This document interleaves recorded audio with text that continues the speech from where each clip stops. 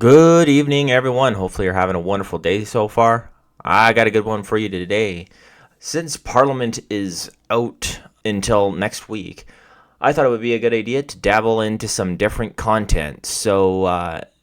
This video review is Why Canada Will Lose the 2030s by Aaron Watson. So, if you like this video, let me know below, and I'll do some more of these style. And leave a like and subscribe. And with no further ado, let's get into it. Canada is endowed with loads of natural resources, which plays a significant role in the country's economy. As the fourth largest oil producer and the third largest natural gas producer globally, 10% of the economy is just the energy sector, with 80% of that coming from one province, Alberta.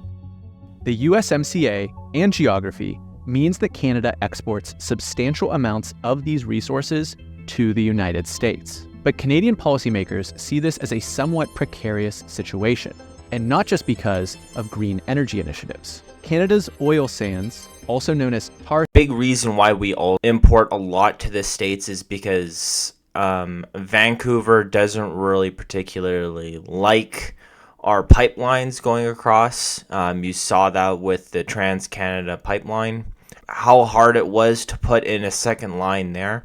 So a lot of times we go straight to the States because that's the easiest, or straight up north to Alaska.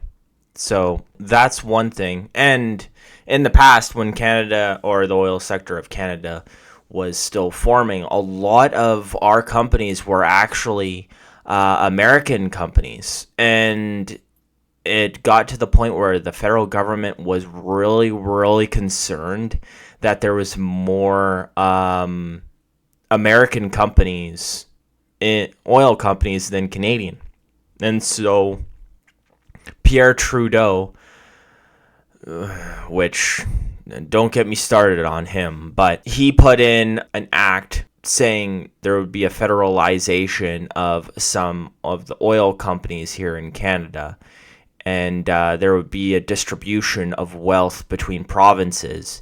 And that sort of scared a lot of the American oil companies off, because it kind of signaled to them that we weren't as capitalistic as they assumed. So, anyways, let's keep on going. Tar sands are among the most expensive sources of oil production in the world. It is complex to extract and process, which means that the break-even price for Canadian oil, the price where producing it is profitable, is in the neighborhood of $50 per barrel. Meanwhile, in places like Saudi Arabia, the break-even price is estimated to be as low as $3 to $5 per barrel. Their low production cost enables the Saudis to remain profitable even when global oil prices are relatively low. But Canada would feel the pain first if global oil consumption were to go down and prices were to fall. That could happen in the case of a green energy transition, or just a substantial global economic recession. And that would have a domino effect on the rest of Canada's economy. See, I wonder if that's the reason why out in Central and in Alberta, we don't really put in nuclear power plants as much as, like, say, natural gas and stuff like that. It's just a thought. Also, between the Saudi oil and our oil, the different types, yes, ours is a lot thicker because it comes out as sand, so it has to be refined. So you might hear the term dirty oil a lot in Canada, especially people from the oil sector, or from petroleum engineers. They use the term for oil sands as dirty oil, and that's why it's very thick, it's very clumpy, you have to do a lot more work to get it out. Where Saudi oil, it has a term here of clean oil, which means it's very runny, it's very easy to work with, and yeah, you don't have to do very much refining.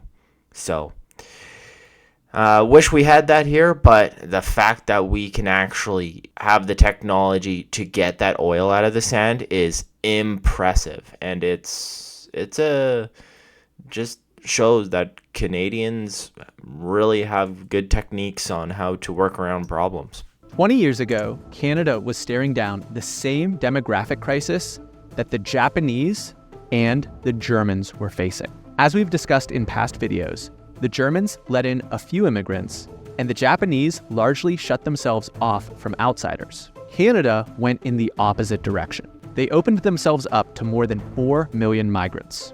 These were young folks who were ready to work, contribute to the tax base, and stabilize Canada's generous welfare system. But Canada had less than half the population of Germany. Every Canadian citizen would fit into Japan's largest city, Tokyo. When you add a bunch of people to just a few major metropolitan areas without building the requisite housing, you create a new problem. With limited You create the housing crisis. You create bursting pipes.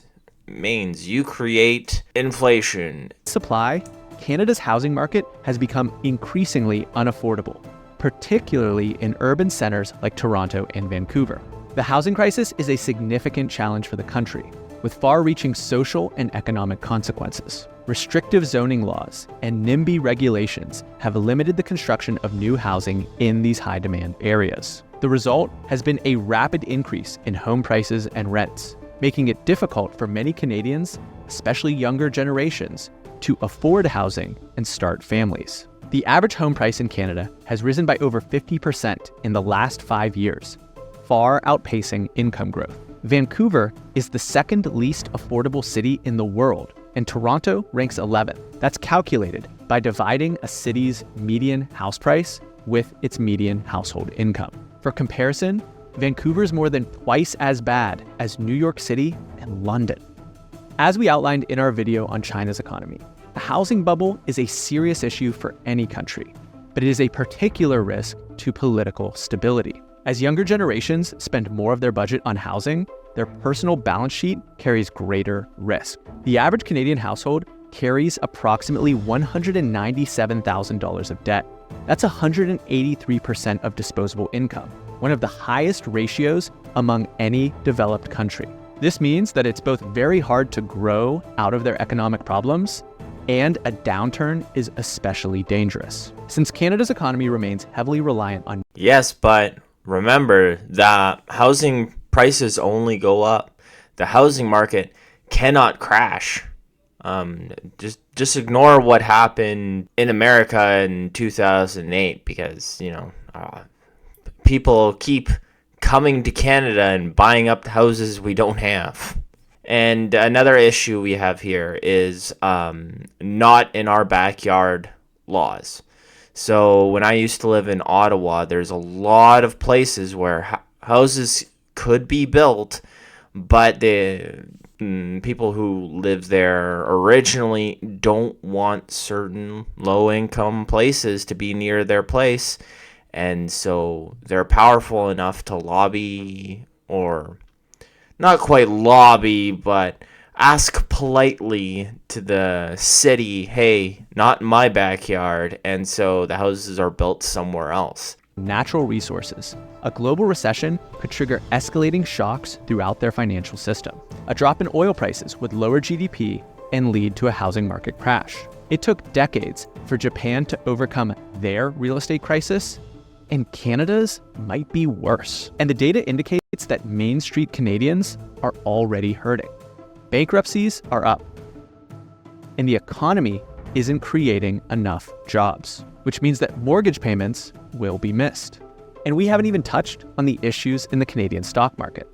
Canadian Securities Whoa. I thought we were always told that jobs are up. Jobs are booming.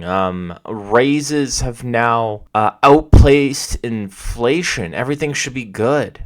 But you're saying the data says that jobs are down and the Canadian economy might be struggling? Our government might be lying to us? Crazy. administrators is far more lax in its regulation of financial markets. Influencers can pump penny stocks, pretend weed companies can go public and screw retail investors. Kevin O'Leary has been able to operate there for decades. What more can I say? In February of 2022, Prime Minister Justin Trudeau took an unprecedented step that sent shockwaves through Canadian society. In response to the Freedom Convoy protests against vaccine mandates and lockdowns, Trudeau invoked the Emergencies Act, granting himself sweeping powers to silence the demonstrations. The small fringe minority of people who are on their way to Ottawa or who are holding unacceptable views that they're expressing do not represent the views of Canadians who have been there for each other. The move was particularly controversial due to the financial measures entailed. As reported by Bloomberg, banks and financial institutions will be... Yeah, and if you want to divide Canadians, that was a perfect way of putting it. And I want to reiterate, the only reason why that went so long is because our leaders wouldn't meet up with the protest leaders and try to at least talk to them. Trudeau hid, and Jagmeet saying I don't know where he was, and the only leader who actually met up with the protesters there was Pierre Poilievre. That's something significant, and that's why it went on for about 3 weeks. Be required to review their relationships with anyone involved in an illegal blockade and report them. They'll have the authority to stop providing services to those suspected of using their accounts to help the protesters and to freeze accounts without getting a court order. The government also broadened its anti-money laundering rules to cover crowdfunding sites like GoFundMe, which had been used to donate to the protesters. By granting himself the power to freeze citizens' banking privileges without judicial oversight, based solely on one politician's vague definition of involvement, Trudeau crossed a dangerous line. In the modern economy, the currency used to transact is increasingly digital. This creates a system where every citizen is tied to their money, granting the state the power to decide whether a citizen is allowed to participate in modern society. In this context, money no longer represents stored wealth that can be freely exchanged for goods and services. Instead, it represents wealth that can only be exchanged with the state's permission. The rights, freedoms, and assets of Canadian citizens are supposed to be protected by the Canadian Bill of Rights. But Trudeau's position seems to be that that only applies to those who share his political ideology. There's a level of admiration I actually have for China. Basic dictatorship is allowing them to actually turn their economy around on a dime. I love how he put in that at the end. I think we all forget how he said that he admires China and their dictatorship. So that just kind of says what kind of guy. But I guess about implementing the Emergency Act, like father, like son. I mean, his father implemented the War Measures Act, but I mean, when he implemented that, some senators were abducted by by Quebec separatists. So, I mean, when senators start getting abducted, then, I mean, the Wars Measures Act is a little bit understandable. But for a protest that you just don't agree with, that went on maybe a little bit too long, you shouldn't activate the Emergencies Act to get rid of all of their rights. That's not what a real leader does. Now, this part will be obvious to all the Canadians watching, but Justin Trudeau is a Nepo baby. As the privileged son of a former prime minister, he learned to wield power at a young age from his father. If you don't think that the rules apply to you, then it's easy to abuse power. One of Trudeau's most significant scandals involved the Montreal-based engineering firm SNC-Lavalin. In 2019, it was alleged that Trudeau and his office had pressured then Attorney General Jody Wilson-Raybould to intervene in a criminal case against SNC-Lavalin, which was facing corruption charges. Wilson-Raybould refused and was later demoted and ultimately resigned from the cabinet. After a 6-month-long investigation, the Canadian Ethics Commissioner concluded that Trudeau had violated Section 9 of the Federal Conflict of Interest Act. Another major... And unfortunately, the Ethics Commissioner has no teeth, so it can't really do anything. Scandal involved the We Charity, which had close ties to the Trudeau family. In 2020, the government awarded a $900 million contract to We Charity to administer a student grant program, despite the organization's lack of experience with such programs. It was later revealed that Trudeau's mother and brother had been paid for speaking engagements by the charity. Trudeau apologized for not recusing himself from the decision-making process, but is still in power years later. While Canadians will often view American politics with contempt and disgust over the election of our Nepo baby, Donald Trump, we should view Trudeau the exact same way. It's not hard to understand what is fueling anti-establishment sentiment, unless you're the current Prime Minister. The only difficult thing to figure out is what happens next. Well, Canadian leadership thinks that more taxes will do the trick, but that's highly unlikely to translate into sustainable economic growth. And I just want to implement this with, now that we're into this separation of provinces. So for people who don't think that this will ever happen in Alberta, you haven't really seen the sentiment of a lot of the people in Alberta, and it only takes 51%, remember. Quebec almost passed with 49%. And Quebec already set up in the past all the legislation and passed all the legislation needed for a province to separate from Canada. So personally, how I think this would work is Alberta and Saskatchewan, possibly Manitoba, would leave Canada all at once. And then Canada would pretty much be shattered after that because they don't have their golden goose of Alberta anymore. But we'll see what he says. Let's see what Adam Watson says. The government can't even turn those tax dollars into better healthcare. The government also has to spend that money to keep Quebec within the Canadian system. In the 1960s, 1980s, and 1990s, the province's independence movement came close to successfully breaking away.